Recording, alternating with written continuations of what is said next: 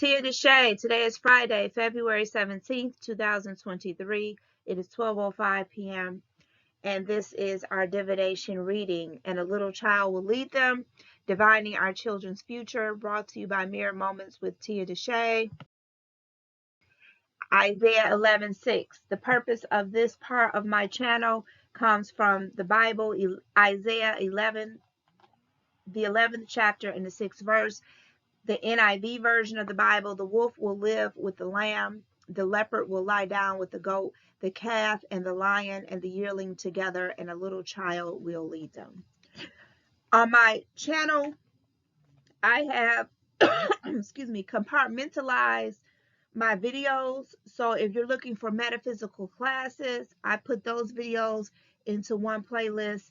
If you're looking for spells, workings, and magic, I have put those classes or those videos into a playlist.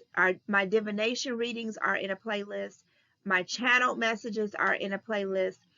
And my Hoodoo Bible Study Series videos are in a playlist. Monday, I'm coming. I will have a new Hoodoo Bible Study Series on Monday. All right. So today, now yesterday when I pulled my daily card for myself, the card that came up was the misunderstood, unable to defend self, innocent, young, suffering from cruelty, helpless. And when that card came up, to me, I interpreted it as a confirmation that I was on the right path with this part or the content or this particular section of my YouTube channel, that I was on the right track with providing this type of content on my YouTube channel, that I need to continue to be the voice for the misunderstood, for the young people who feel misunderstood. They feel helpless, and they feel not seen and not heard. So today's reading, we're going to look at the misunderstood. How are they unable to defend themselves? Innocent, suffering from cruelty, and helpless. Today I'm using Messages from Your Angels, Oracle cards by Doreen Virtue. These were my first set of cards when I began to embrace the gift of divination. This was the first set of cards that I purchased. It was like $10 at the time. All right. So let's see. The misunderstood, unable to defend self, innocent, suffering from cruelty, helpless. So let's look at what our youth would like to say to us today.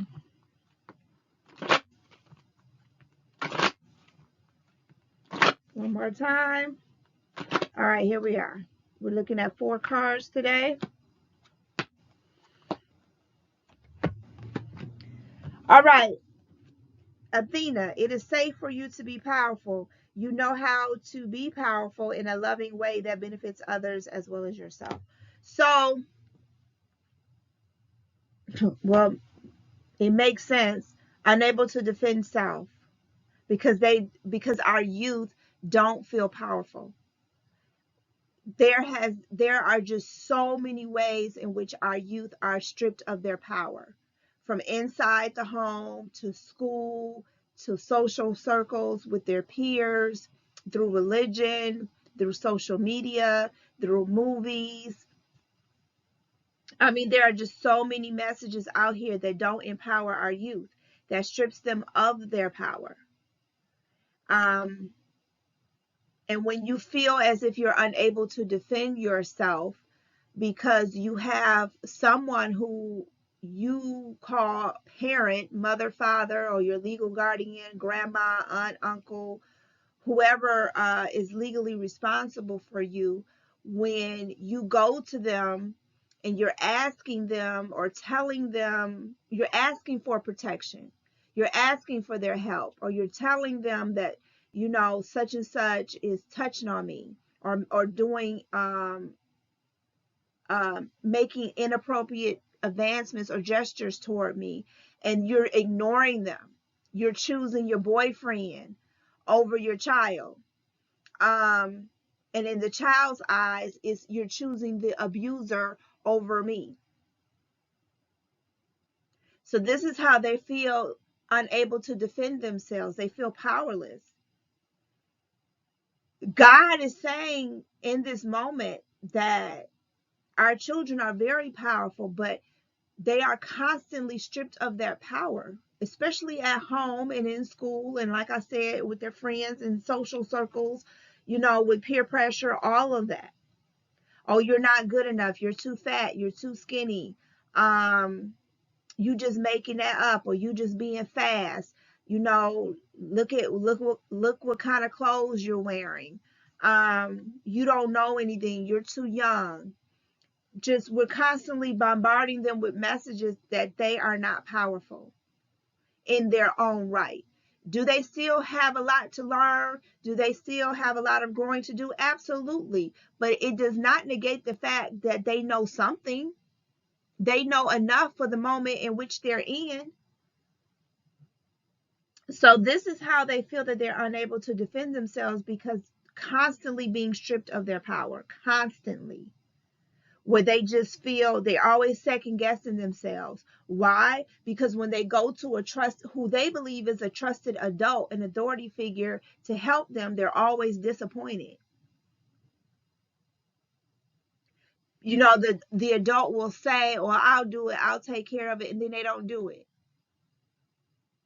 They get sidetracked or distracted with other things, or make excuses about why they couldn't deliver on what they said they were going to do. All of those things, when they continue to happen over and over again, strip our young people of their power, and they're unable to defend themselves. How do you think predators are able to get the mind and the loyalty, quote unquote, of their victims? Is that they'll say, "Well, I'm gonna kill your mama if you tell. I'm gonna hurt your family if you tell.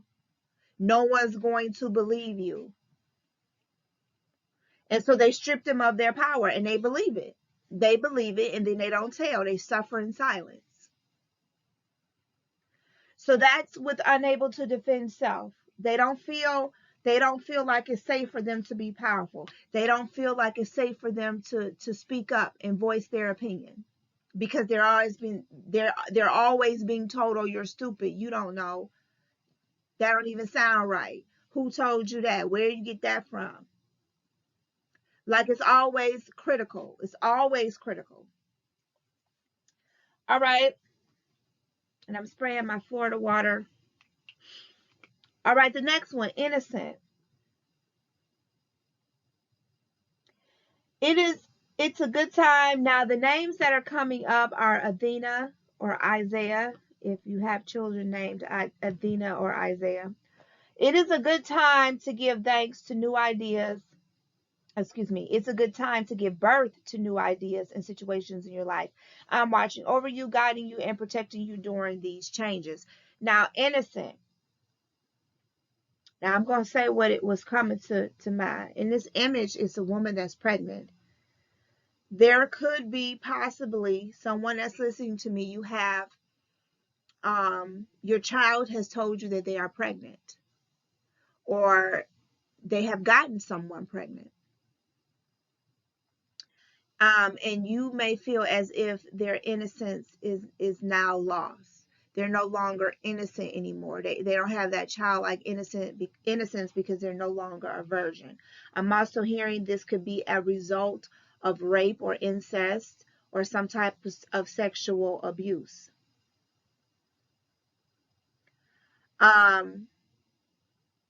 If this is the case, where this was consensual sex, and the result of it was now a pregnancy, a teenage pregnancy, what I'm getting to say is that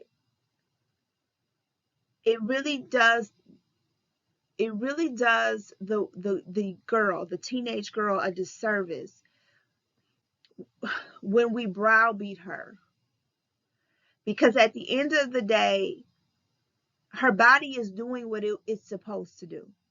When you have sex, unprotected sex, which means you don't use a form of birth control, the body is doing what it's designed to do: bring forth life. The body is innocent in that regard. That's what the body is supposed to do. And as a woman, that is what one of the things that our body is supposed to do. If that's what, we want, it's supposed to bring forth life. And it's nothing wrong with that. And a lot of times we get so caught up in the emotion of it. Oh, you're so young. Why did you do this? You just ruined your life. You're bringing a child in here. You're just a child yourself and you're not ready. And we're so caught up in that we forget that this is what the body is supposed to do. Now, maybe we didn't want it to do it at this particular time, but that's a different conversation. But her body is doing what it's supposed to do. And it's actually a beautiful thing. And we need to celebrate the innocence of that. We should not shame the girl for doing what she's supposed to do. I mean, like what the body is naturally designed to do, give birth. Like we have to make sure when we have the conversations with our daughters, if they become teenage mothers, we got to be very clear about what we are upset about. We need to celebrate the fact that the body is giving birth, is going to carry another human being, and is going to bring forth that human being. But we need to be clear about what we're disappointed about, not at the fact that another life is coming, but the circumstances surrounding it and the decisions made. But it's an innocence involved in that, and a life is coming in, and that child, that baby is innocent.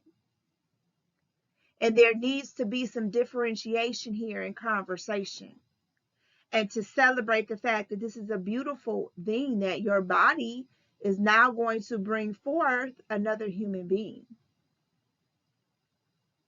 And so that's why Innocent is coming up with this visual of a woman that's pregnant and getting ready to give birth. Now, I'm using that in context of the situation, if it was consensual, and even if it wasn't. Yes, it takes a strong will and mind and perspective to have that conversation if the pregnancy occurred because of some type of sexual abuse, sexual perversion. But at the end of the day, remember, everything is duality. At the end of the day, we still have to honor the beauty in giving birth. The ability for our bodies as women to bring another human being into this world. Now we can have the conversation of, yes, but if it was a case of sexual abuse and perversion, this was done against my will, which I absolutely agree with, done against your will. But we don't need to, we got to learn, we don't need to just like blend the two.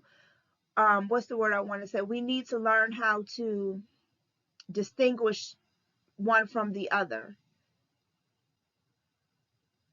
and not make giving birth a bad thing, and make it very clear the situation in which this occurred was not ideal, and it was not okay, especially if it's in the case of sexual abuse. But the act of giving birth is beautiful. So it's about changing the mind and having that conversation in an adult way. And I'm not saying that's going to be easy, but that's the messages that I'm getting for this particular card. All right, suffering from cruelty. Archangel Raphael has now appeared on the scene. For those of you that have suffered from cruelty, whether it's verbal abuse, sexual abuse, bullying, suicidal thoughts, depression, fear, Archangel Michael is saying that he is here to help you heal from the challenges, whether they're physical challenges or mental or emotional or spiritual challenges. Archangel Raphael is here for all of our youth who have suffered from some type of abuse, cruelty.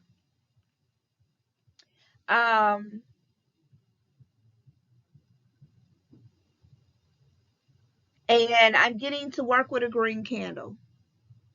Work with a green candle to call in the energy of our Archangel Raphael. Wear the color green to help you heal from any situations or